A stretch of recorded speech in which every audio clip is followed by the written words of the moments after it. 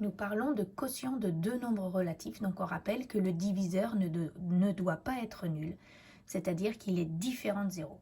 Donc la méthode, elle se fait en deux temps. La première partie, c'est trouver le signe du quotient, et la deuxième partie, c'est diviser les distances à 0. Donc pour le signe du quotient, c'est la même chose que pour le produit.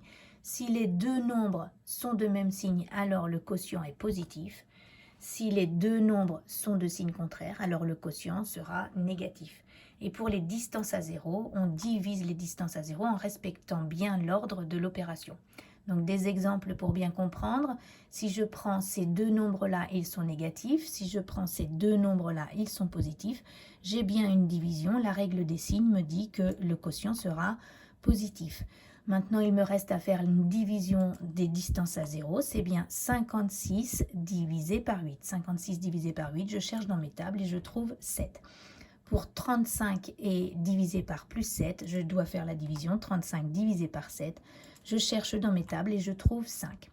Pour un exemple de deux nombres de signes contraires avec le quotient. Donc, moins 48 divisé par plus 6, ces deux nombres sont de signes contraires.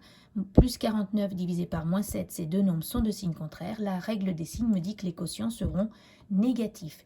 Il me reste à faire une division des distances à 0. Donc 48 divisé par 6, je cherche dans la table de 6 et j'obtiens 8. Et puis 49 divisé par 7, je cherche dans la table de 7 et j'obtiens 7.